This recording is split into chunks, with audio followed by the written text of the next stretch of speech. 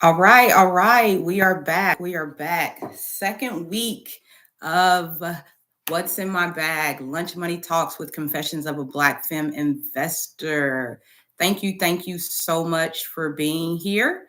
We're going to get right into it because we got a lot to discuss today. So I'm going to do my disclaimer and then we are going to get this party started. So, first of all of this content that I share today is for educational and informational purposes only and is based on my own experience. Investing in the stock market always comes with risk.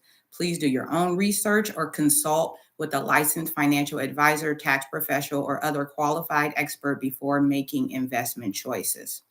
As always, this is a safe space. We are here to learn. I encourage vulnerability, kindness, ask questions, and take notes. And lastly, if you have not subscribed, you must be subscribed to ask a question. So hit the like button, hit the subscribe button so that you can be a part of this conversation. And I got a comment to get us started. Drop your employee sponsored retirement plan in the comments. If you don't know exactly what that is, because that's a really broad term, stay tuned. I'm going to tell you a little bit more. All right. So last week we talked about the tax brokerage account. And I know a lot of people don't use the tax brokerage account just because it doesn't have any tax advantages. But I know a lot of people most people use the employee sponsored retirement plan. And that's your 401k, your 457B, your 403B, or your thrift savings plan, depending on what type of agency you work for. So that's what we're going to be breaking down today is your ESRP, your employee sponsored retirement plan. I work for the feds, so I love a good acronym. So when I'm talking about the ESRP, I'm talking about your employee sponsored retirement plan, and that's going to be all inclusive of those four plans that I hit. There are two plans that I'm not going to spend any time on today, and that's the simple and the SEP IRAs. Those are for entrepreneurs or small business. But if you do want me to do a live on those or you want me to do a video on that, drop that in the comments and I will be sure to come back and do that for you for our entrepreneurs or our small business people out there that have staff that are providing a retirement option. So let's get into it. Our ESRPs, again, we're going to start with the four. I got to hit y'all with some slides today because this information is so intricate and I want to make sure that I hit everything. So I'm going to start with some slides just showing where we are with the 401k so you know where to tap in at. All right. So let's do that. All right. So we are here with the 401k today. We're going to start with that as part of our ESRPs. Okay. So you've got four options here, starting with our ESRP of the 401k, your employee sponsored retirement plan. So a lot of these things are going to be similar across the plans, but there are just a few differences in some of them. So the first is going to be the plan type, right? Who it's for, who can use this plan. So this one is going to be for your 401k is going to be for your for-profit companies. So that's going to be like your Fortune 500 or companies on the S&P 500, right? Those are the companies that are truly there to make money, all right? Both have a traditional and Roth option. I'll get into that and break that down a little bit more later in the presentation. And then the other is it has a matching component, meaning that a portion of your income is typically matched either by dollars or sometimes by shares to whatever you contribute to your account. And then one of the specialties or one of the things to remember is your 401k is typically going to come with some higher fees. All right. So your 403B is going to be nonprofit and education. So that's what most people that are working for educational institutions, teachers, whatever workers, hospital workers, they are going to fall into that 403B category. Same thing, nonprofit and education, traditional and Roth options. You do have a matching component, possibly. Not all 403Bs offer a matching component, so that's something that to make sure that you get with your whoever advises your plan and make sure that you understand if you have that matching component and that you're maximizing on that. And then typically there's going to be fewer investment options in your 403B. Your 457B is going to be your state and local government, a same thing, traditional and Roth options. match options. And now, one of the things that, although I don't recommend it, I think it's important to share is that 457B is one of the only ESRPs that allows you to withdraw without penalties if you leave that job. So we'll talk a little bit about what happens when you leave a job and what you can do with your 401k. But 457B is one of those options. And then lastly is going to be our thrift savings plan, our federal and military. So if you work for any federal government, if you are in the military, you are again going to have that option of a traditional or a Roth. You're going to have that match option. Now, some military members might not have that match option. So again, that's something for you to make sure that you check into, but most federal employees are going to have that. And then lastly, you're going to have lower fees. You're going to have lower fees in your TSP, as well as some more simple investment options that we'll talk about a little bit later. And I'll show you, again, because I'm a federal employee and utilize the TSP, I'll show you what those returns have been and the differences between those over the past couple years in terms of returns and things you want to make sure that you're maximizing on. All right. So let me get back over to here. So how does it work, right? Why do you need an employee-sponsored retirement plan, and how does it work?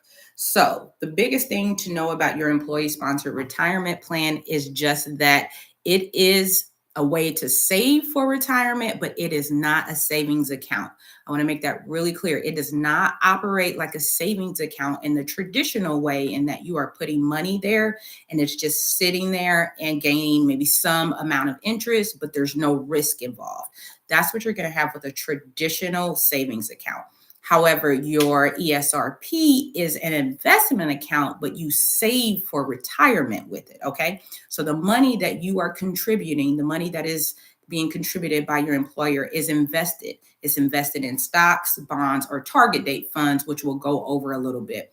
Those target date funds typically correlate to your date of retirement and adjust your mix over time based on the closer you get to retirement. So in early years, it might be weighted a little bit more with stocks, which gives you a little bit more volatility. Near those retirement years, you're going to be a little bit more stable, a lot less risky, and maybe transition over to bonds. You're still going to get some growth, but it's not going to be the type of growth that you might get with your stocks. But again, it's not going to have the same amount of risk also. So keeping those things in mind, again, we're going to break down those stocks, bonds, and target funds a little bit a little bit later, but it's just important to know that that money that you are investing or contributing to your ESRP is being invested, and there is some risk associated with that. So you always, whenever you're investing, whether it's with your employer or you're investing with on your own with the IRA, you always want to take note of your risk level, your goals, your family goals, and how you are going to maximize that account and protect your assets. Those are the biggest things. We're not making this money to be able to lose it. If you want to be a little bit more risky, that's when you look at your taxable brokerage. Those are the accounts that you may take a little bit more risk on. But in my opinion, when it comes to your retirement, you want to definitely have some growth, but you want it to be stable for the most part. Okay. All right. So I talked a little bit about the traditional and the Roth and the options when it comes to how you are going to invest that money that goes into your ESRP. So your traditional is going to be funded with pre-tax dollars, right? So that is the big thing there. So say, for example, you make $20 an hour and you work 40 hours a week and you contribute 5% to a traditional plan. You contribute that 5%, that means $40 of that money is not going to be taxed. So only $760 will be taxed, and the remaining $40 will be taxed in retirement. So that's the big thing with traditional. You're getting your tax break now. With Roth, you are getting your tax break later. You're going to get your tax break in retirement, meaning that if you make $800 right now, they're going to tax the entire $800. But that $40 still went to your ESRP, and it's going to grow over time. So when you access it in retirement, you are then able to pull it out tax-free. So Again, I'm a big fan of the Roth. I'm a big fan of the Roth IRA. I'm a fan of the Roth TSP, but you have to do what makes sense. And I'll break it down a little bit later in terms of taxes, because I think that's what everybody really wants to know, right? How do I keep the money that I am making and not lose it to taxes? So again, your balance is growing tax deferred with a traditional account. You are going to be taxed later. And then your balance is growing tax free with a Roth account. So please take those things in, make that note. When you withdraw at age 59 and a half, that's when you can access the money from your traditional or your Roth. Okay. So that's when you're going to be able to get that money without penalty. Now, there's a couple instances where you can access the money without penalty. And again, we'll talk about that a little bit later, but this is just an overview of the plan. Okay. All right. So, one of the things that I didn't know about, which was crazy to me, when I started saving for retirement, is how much control the government still has over our retirement accounts. So, let me go here to our next slide. So, this is another thing to lock in, that the government says how much money you can contribute to your retirement account, which I think is bananas. Like, I think you should be able to contribute whatever you want.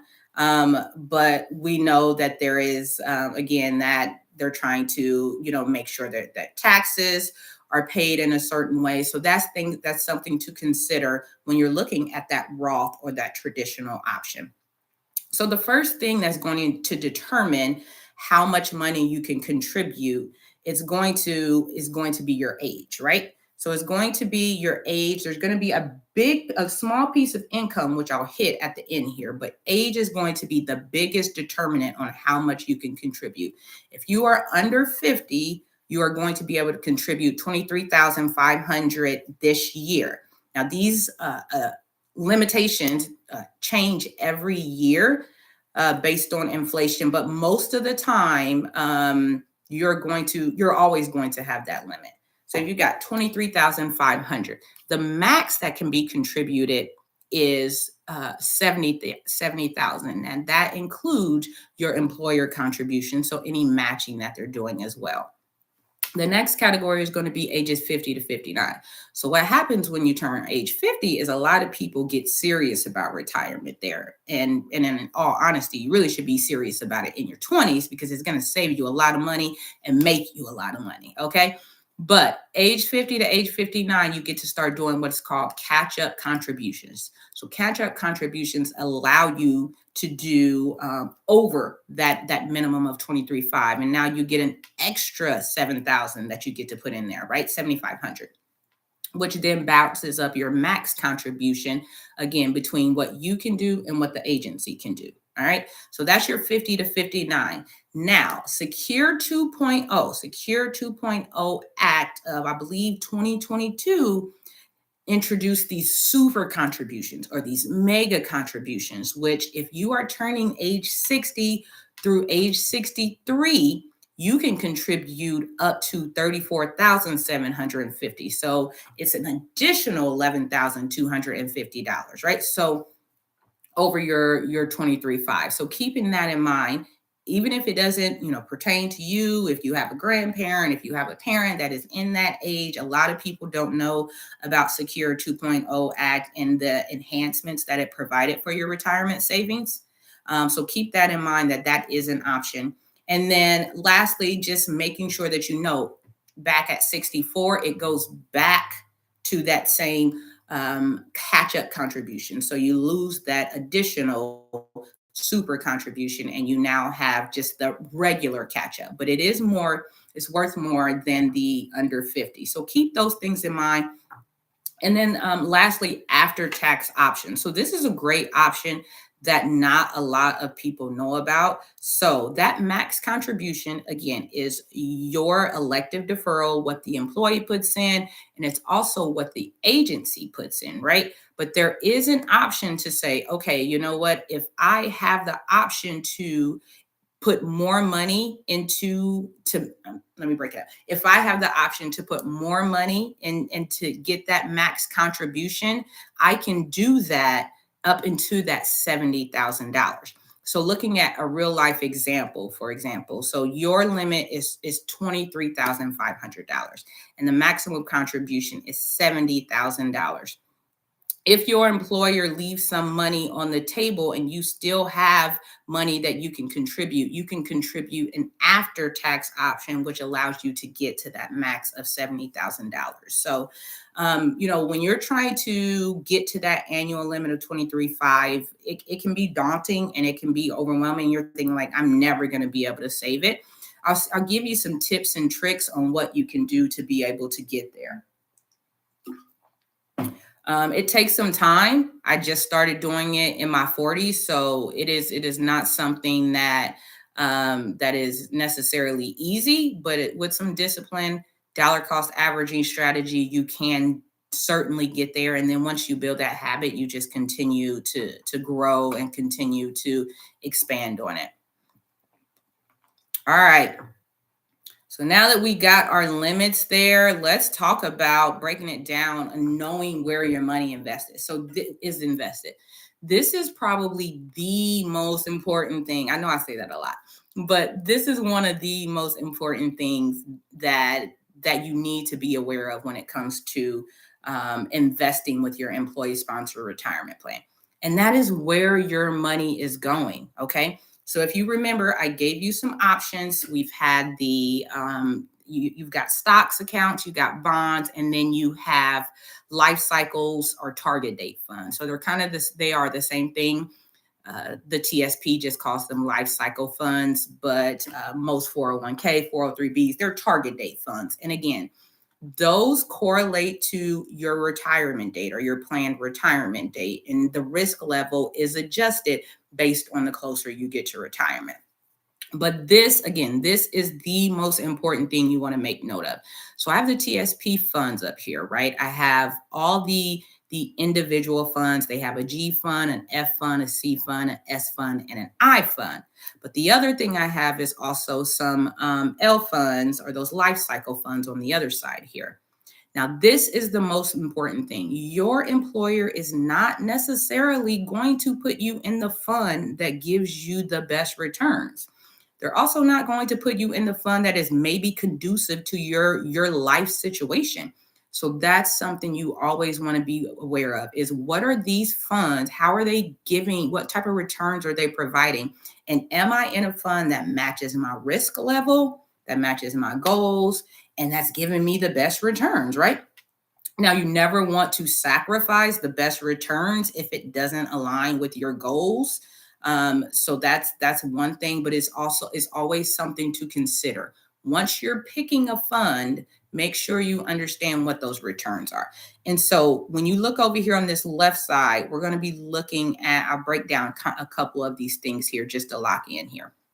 Your year-to-date return is just going to be what it sounds like. The year, so starting January 1 to 9/1, that's going to be your year-to-date. Your 1 year return is going to be from 9/1/24 to 9/1/25. That used to trip me up a little bit. So I just want to make sure people know that.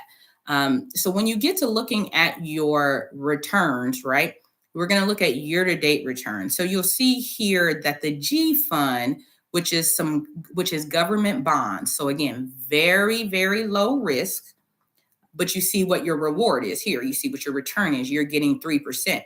Now the C fund tracks the S&P 500, which is like the preferred index when it comes to investing. It's the broad index, large market cap, all the companies, your Metas, your Amazon, your Apple, your Nvidia, all those big companies that we know, okay? That's giving returns of 10.8% for the year, so close to 11%. When you look at for year to date, when you look at for the year, we're looking at 17%. Okay, 3-year return, 18%. So this is where a large portion of my retirement is sitting. Obviously, with the Magnificent Seven and what's going on with the tech sector right now, this is where I have a large portion of my retirement. But again, if you look over here at your L funds, you still get very decent returns here. When you're looking at a year to date, this 10.7 for 2035, you're right up there with the C fund. So these are still very favorable returns. You just want to make sure that you are in a fund that you know how it's performing and that it aligns with your goals. Okay. The other thing to look at here is just looking at your ratios, which we'll talk a little bit more here. But if you are one of those people where it's like it's math, it's numbers, it stresses me out. Look at this last line here. The value of $1,000 invested in 1987, right? If you don't look at anything else, look at this. Okay, this grew to 5,800 in this fund. In the C fund, it grew to 50,000. So if you don't look at anything else, lock that in, okay? Look at where the fund is, how the fund performed, and what that dollar amount is. You don't have to get into the percentages and the drawdowns and the standard deviation. That those are like complex concepts that are a little bit more advanced. But what you really want to know is, you know that $50,000 is 10 times more than 5,800. So you want to make sure that you are investing in that. All right. So, all right, we know where our money is invested. We're making sure that we capitalize on that. So why though? Why are we doing this? Why are we saving for retirement? That's the easy answer, right? We want to not work forever. But what is it really? What's it benefit? What's the benefit of to it right now? Well, right now is giving you a tax advantage. Again, it's reducing your taxable income. So instead of being taxed, if you make $50,000, if you're contributing that 23.5, and again, I know in this economy making 50,000 and contributing 23.5 is not realistic. I don't want to be one of those people. But this is just for example purposes, that if you're contributing up into that 23,500, that means you are only going to be taxed at that 26.5, which is a completely different tax bracket than your 50,000. So that's something to consider. And then the last thing is the Roth option, right? So maybe I just want to grow tax free. I want my money to grow tax free. I want my money to be able, like, I want to know that when I look at it, my statement, and I see 50 or $500,000, that's exactly what it is. It's $500,000 that I'm going to have for retirement, and not, oh, I've got to factor in that I haven't paid taxes on this money yet. I really only have $380,000. So keeping that option open. The second thing is automatic payroll deductions, right? It's easy, it's consistent, it's coming straight from your payroll check. So you're going to be doing one of my favorite strategies with it, which is dollar cost averaging, meaning that no matter what the stock market is doing, you are contributing and you're buying stocks, you're buying shares, you're investing. So for example, if a stock is trading at $10 and you contribute $100, you're going to be getting 10 shares with dollar cost averaging. But if you continue to contribute that $100, if it's trading now at $20, you're only going to get 5 shares because the price went up, but you're continuing to accumulate shares. So dollar cost averaging is definitely one of my favorite strategies. And again, it's what most people are doing in their ESRPs anyway. Your employer contribution. So this is, again, one of the great things is the employer. Your job is giving you money. They are saying, here, all right, you are contributing, so we are going to match, whether that's contributing through dollars or whether that's contributing through shares of companies. You are going to match. Long-term compounding power. So why are we doing all this? Well, what we're doing is we are continuing to stack our blocks so that when our money grows, it continues to grow on top of growing, right? So that's what compounding is when the interest, it's when the dividends, it's when the capital appreciation, your stock going up in value continues to grow through no additional effort for you. So that's what it's called when we're doing compounding. And then lastly, your higher contribution limits. So again, we went over the 23.5, the 31,000 if you're $50,000. Those employer contribution limits are much higher than you're going to get with your IRA.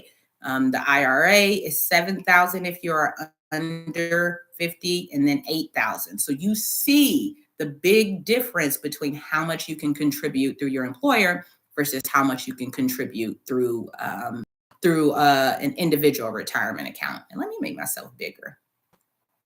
All right, so we're back. Okay, so now we're talking about again why we do it, and those are the things to make sure that you maximize. Now I want to make sure I hit the mistakes to avoid, mistakes that I see a lot. If you are, a new investor, or this is your first big girl job, big guy job, this is, now you have the money to contribute, right? Because for some, I know there was a point that I couldn't contribute anything, I felt like, to my employee sponsor retirement, because I needed it to live, post grad school, relocating. So I didn't contribute. That was one of the mistakes I made, right? Because I think, if nothing else, I need you to contribute up to the agency match. Because if I'm contributing $100 and they're contributing $100, that means I'm leaving $100 on the table if I don't contribute. So that's cutting my investments in half right off the bat. Not to mention, again, the long-term growth that and compounding that I'm missing out on by deferring my contributions until later. Find a way, find a way. I don't care if that means noodles for a week. I don't care if that means walking instead of driving. Do something to at least make sure you contribute up to that agency match of 5%. All right. So that's first thing. Another mistake that people make is leaving money behind when they're switching jobs. Excuse me. So a lot of people go to a new employer, and they leave their money at the old employer in an old 401 or old 403b, and they forget about it. Like, legit forget about it. So that's one thing you want to make sure you know of. Even if you are not planning to stay at this job for a long time, am I getting a 401k? And what do I do when it's time for me to leave this job? I'm going to give you the 4 options later in this presentation, so don't go anywhere. I'm going to break down what your options are, but that's something to never forget about. Cashing out early. So that's another one of those options that I'm going to talk a little bit later about. That is the quickest way to get hit with penalties and taxes and kill your gains in the market, okay? Overlooking the Roth option. So one of the great things about the Roth option, again, is that it grows tax-free, and your withdrawals are tax-free. But a lot of people don't know that you can tag team it. It's one of the things I do in my employee sponsor retirement account, right? I have a portion of my contribution that goes to traditional account, and a portion that goes to the Roth. So even though I'm getting the tax break at the front end, I'm also creating a nest egg over here to get tax break on the back end. So again, you want to do whatever makes sense for you, but I highly recommend not missing the Roth option. And then one of the other common mistakes I see is not adjusting your contributions over time. So if you are getting a cost of living increase, or if you are getting an annual raise, your bonus at the end of the year, if you're getting something like that, go ahead and increase those contributions. You've been living without it for a year anyways.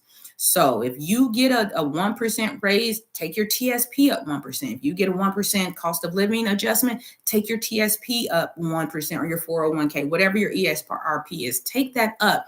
Just making those incremental changes is how you get to that 10, 15%, and you don't even miss it. Trust me, I'm a firm believer of that whenever I get a raise, I don't miss it. It's automatically gone. I continue to receive the same paycheck, and it's setting me up for retirement. Okay, so I gave you some mistakes to avoid, right? But like, how do I get the most out of it? How do I make sure I'm doing what I'm supposed to do? So again, you start with at least the employer match. We've talked about that. Vesting, knowing when you're vested. So this is a term that, again, when I was a new investor, starting to kind of understand my ESRP, I didn't know this term. So your vesting schedule is when what the employer has contributed to your ESRP becomes yours. So even though they're contributing, there's a certain amount of time before that money becomes yours, and you can take it with you either in retirement or when you leave to go to another job. So you always want to know when you are investing, when you are vested. Now, in most cases, it's about the third year. So year 3 is going to be, okay, now I invested. Now the money that they have been putting in is officially mine. And from here on out, this is going to continue to be my money. So always know when you're invested. Again, I gave you the information about increasing with adjustments, with any type of COLA increase, making sure you're getting the most out of those adjustments. And again, combining your Roth and traditional options just to get the most out of your account, whether it's income, taxes, things like that. You want to make sure that if I'm looking at the traditional option and I'm looking at the Roth option, which one is going to really fit my needs. So there's a slide I want to show that really speaks to it a little bit more. And it's something, again, you want to consider. And this is where you got to think ahead a little bit, right? Because when we're thinking about retirement, I know it seems so far away, but it's not. It's not. And it's going to be here before you know it. And if you really want to maximize on it and looking at those traditional and Roth options, you have to be aware of the taxes and how that is going to impact how you are using your ESRP. So this is a picture of the states that paid the least amount and the most amount of taxes. And I want to make sure you understand why this is so incredibly important. Okay. So when you're looking at the Roth option, remember, you're going to be paying taxes now. Okay. You're going to pay taxes now to be able to withdraw later in retirement. I live in Illinois. Okay. So I live in Illinois. I am number 7 on the state that pays the highest amount of taxes, and the taxes are off the chain, right? So if I'm planning to retire in Texas, I ain't. But let's just say that I was planning to retire in Texas, a state that doesn't have income taxes, that doesn't pay income taxes. I wouldn't necessarily want to look at the Roth option for my ESRP because that means I'm getting taxed much, much higher now in Illinois than if I was to draw that money out when I was in retirement in Texas. Okay. So keeping that in mind, that where you plan to retire is something that you want to make sure that you are aware of, and determining that traditional versus that Roth option with your ESRP. That is a big, big key thing. If you are in these states where the tax break is going to be more beneficial for you now, then that traditional option is going to be more attractive to you than that Roth option. Now, again, if you do the traditional option with your employer, you can still do a Roth IRA. So those are things to consider, right? You have to look at the full gambit of when it comes to your retirement plan. You definitely want to have more than one type of vehicle in terms of your assets for retirement. But you also, can use different tax structures to get the most out of your retirement. So keep that in mind when you're looking at or determining how you want to use your ESRP. If you want to look at traditional versus Roth, keep this map in mind and stay in the know of taxes and being aware of the taxes that are the states that are tax-free, the states that are paying higher taxes, so you're able to really maximize. Okay. And lastly, we're going to go to, actually, we got a couple more things. Investing for growth. So this is a common mistake. So that goes back to that slide I showed you earlier in terms of how you are investing and what funds you are looking at. In your 20s, in your 30s, baby, run it up. This is your time. You're going to, if we have, a day like April of 2025, if you have that time where you have this drawdown in the market that can be really, really scary, understand that you have time to recover in your 20s, 30s, and 40s, right? So this is where you want to, again, take some risk, but calculated risk, and look for the funds that are going to give you some better returns than just, a typical savings account or even a high yield savings account. Your 20s, 30s, this is the time that you are investing for growth. Okay. Keep that in mind. And then lastly, the mistake I really want to make sure that you avoid is what you do when you leave. So this is a big one that really hits a lot of people's retirement, their ESRPs, is when they leave a job, what they do. Okay. So you're going to have four options when you leave your job, what to do with your ESRP. The first thing you can do is you can leave it. You can leave it with your current employer. There's not going to be any taxes. You can have continued growth. Now, you can't continue to contribute it, but whatever you're invested in, you can continue to grow that. There's going to be no taxes, going to be no interruptions. But the drawback is it's not there with you, right? You don't know what's going on with it. You can't contribute it to in the future. Contribute to it in the future. So that's something to consider. You can transfer it. The second option, you can transfer it to another employer, to your current employer. Again, if it's done correctly, you're not going to trigger any taxes. You're going to get that continued growth. The advantage is you're going to have one account, and then think about it. You're also going to get immediate growth, because if you are transferring 10,000, 12,000, 15,000 to an account that maybe only it's a new job, right? So you haven't contributed there. So instead of having that time where you don't have any money contributed in the market, you automatically have money in the market and you continue to make your contributions, you're going to have immediate growth. Okay. And then the disadvantages is it could have fewer or more expensive options than your previous employer. So that's something you always want to consider. The third option, which I'm going to go real fast because I don't want anyone doing this. I know it seems appealing, and I know that money, when you're trying to move, whether you're relocating or planning for some big purchase, is they want to cash it out. I don't want you to do this, right? First off, you're going to get hit with taxes, right? That's going to be taxed as ordinary income. So I don't want you getting hit with taxes, because that money that looks real attractive is going to be cut in half and maybe even more. Not only that, you're going to get hit with a penalty. I'll talk about that in the disadvantage, but you're going to get hit with a penalty.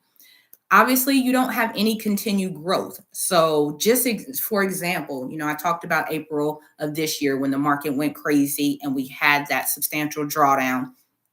If you would have pulled out then, you would have missed one of the greatest comebacks in the market's history, because it's been at an all-time high the past couple weeks. So I don't want you cashing that out no matter what. Okay. Obviously, the advantage is going to be immediate access, but the taxes, penalties, and loss of further growth, future growth, is going to not be worth it. Okay. So you've got the taxes being taxed as ordinary income. You're going to get a 10% penalty, and then you're losing out on future growth. Don't do it. Find another way. The last thing you can do is roll it over to an IRA. So this is something that I highly, highly, highly recommend. And this is your opportunity to kind of get into investing on your own if you haven't.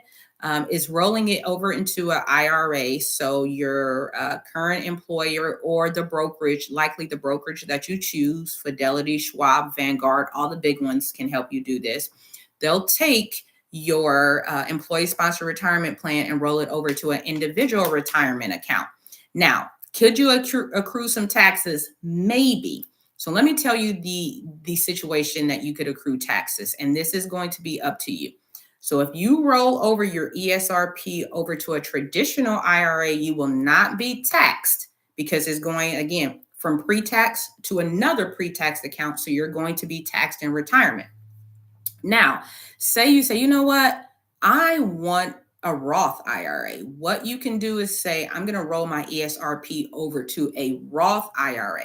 They will take the taxes from the money that you're transferring, but then all your earnings and your withdrawals grow tax-free. So that's the appealing thing. So that's the time when you're going to trigger taxes when you're moving an ESRP over to an IRA, is if you go from that pre-tax to a Roth option. But again, if you do it right then, they can take the taxes from your ESRP. So that's why it's such an attractive option, and you don't have to get hit with a huge tax bill later. Okay. So Rolling it, your advantage is going to be most of the time is going to be lower fees. So your expense ratios for funds that you are investing in are going to be much lower than what you are investing in with your mutual funds and your ESRPs. Okay. More investment choices. So that's when you can look at buying individual stocks. So you're not limited to the fund that your employer has selected. You can buy the Apples, you can buy Nvidias, you can buy Meta, whatever you want to invest in, you can do it as in buying individual stocks in your IRA, right? And then I might have to move to Alaska.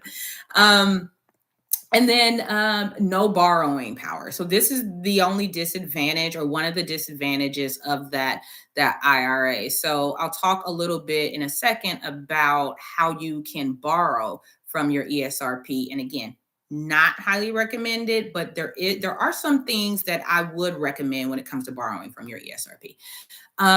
So you're not borrowing against your IRA. You don't have that option with your ESRP. And then the other thing is you have to, it's now no longer on your employer. So this is when you're going to have to know a little bit about what's going on with the market. You know, what are good stocks? What are quality stocks to invest in? And spoiler alert, it's not that difficult, right? Like the market is pretty concentrated on where the success is right now. So if you're just paying a little bit of attention, you'll know where to invest it. And then there's always things like, you know, an index, an ETF, that S&P 500. You can't go wrong there. So we'll save that for another conversation. But those are some of the advantage and disadvantages and tax liabilities for your 4 options when leaving that employee sponsored retirement plan. Okay. All right, let's put me back big and let's keep it going here.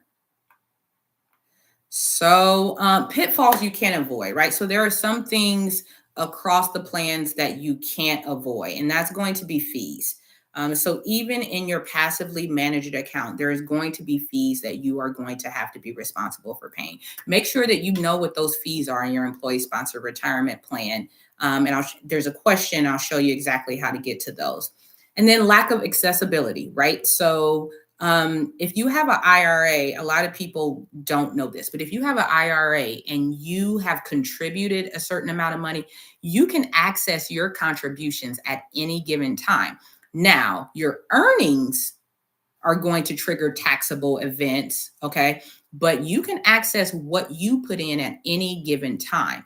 With an ESRP, you can't do that. You can't go and say, hey, let me get 20,000 of what I put in, you know, without any taxes or any penalties or things like that. So that's the drawback that you absolutely can't avoid. And then limited options. Your employer selects options that you can use, that you can invest in. So making sure that you know what those options are, but then knowing that you are kind of bound to those. So that's why having that IRA is such an attractive and such a good option. Okay. So that is really the big ESRP stuff, right? The common things that I hear, the mistakes that I see, the ways that you can avoid them, making sure that you know you're locking in on that tax information and knowing what your tax liabilities are going to be. And so I do want to ask or answer a couple questions that I know come up often. If you have a question, feel free to drop it in the chat. I would love to answer those for you. I talked about fees earlier. How do I find out what my fees are? So check your plan's annual fee disclosure statement, or you can talk to HR. Every plan is going to have fees. Okay. So make sure you know what those are. Okay. Our employee retirement plans protected from creditors. So that's a good one.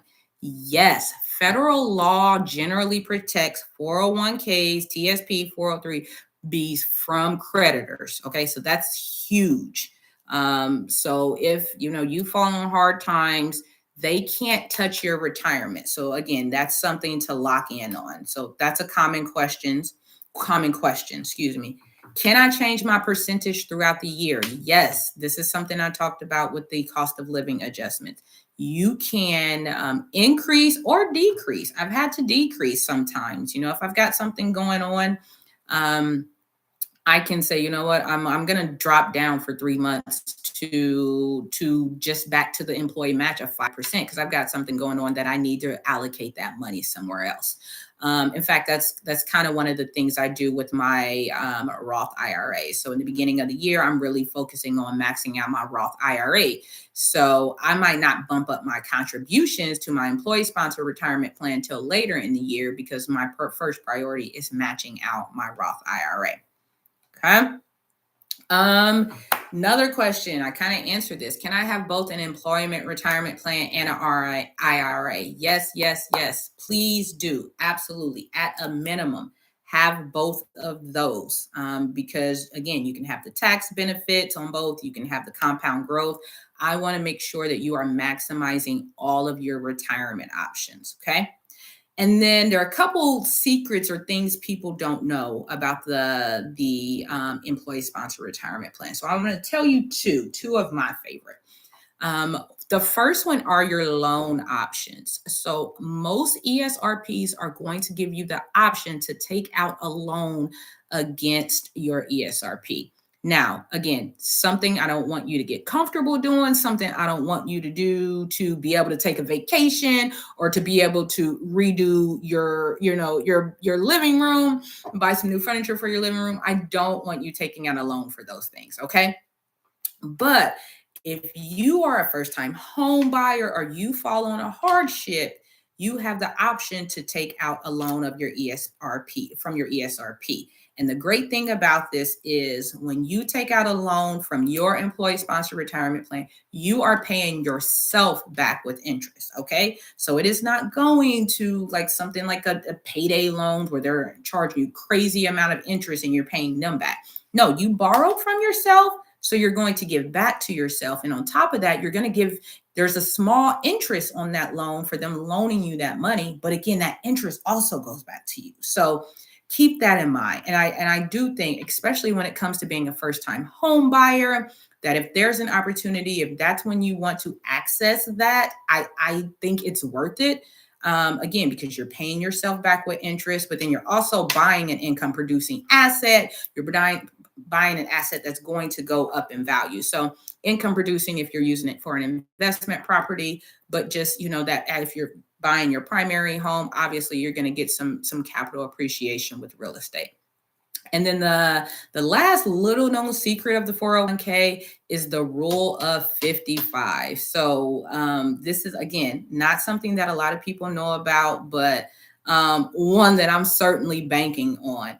And that is the rule of 55, meaning that if you turn 55 or beyond, you don't have to wait till 59 and a half. If you plan to retire and leave your current job, you can take only your current 401k from that job. Okay. So if you are planning to, you know what, I'm done with this at 55, you can access without any penalties. Okay. So you're not going to get hit with that 10% early withdrawal penalty of not waiting until you're 59 and a half. So that's an attractive option for some people who are looking to get into that early retirement a little bit.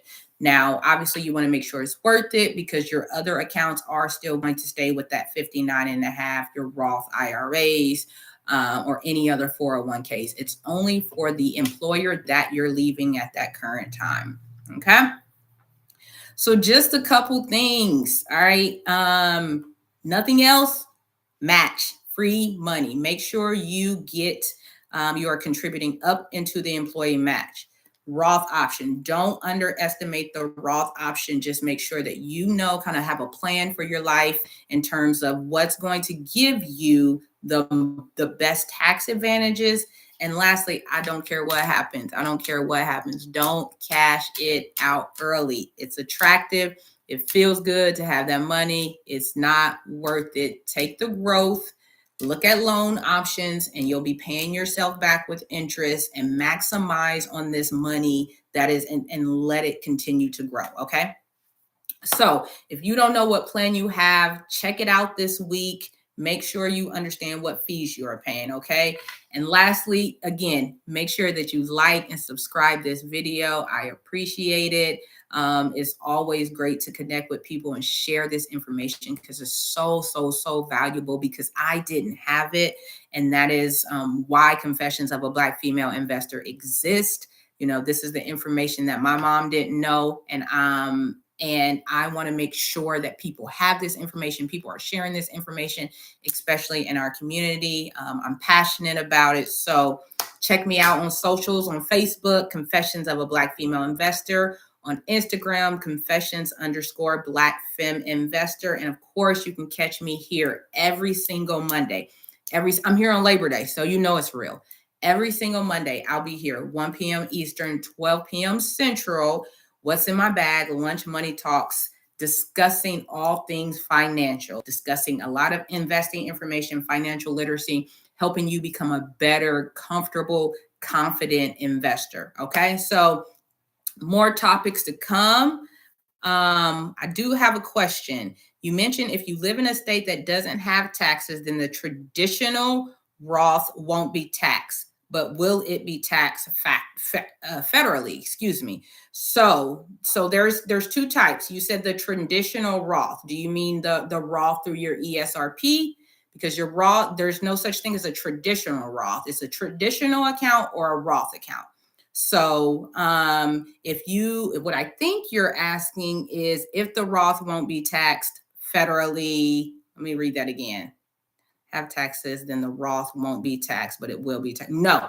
So what I think you're asking is if the Roth will be taxed, and they're in no state or in no contribution is your Roth tax. So once you fund the Roth with after-tax dollars, it is not taxed regardless of where you live. So whether I live in Illinois or Tennessee, which was on that list, or Texas, that Roth money is not taxed, okay?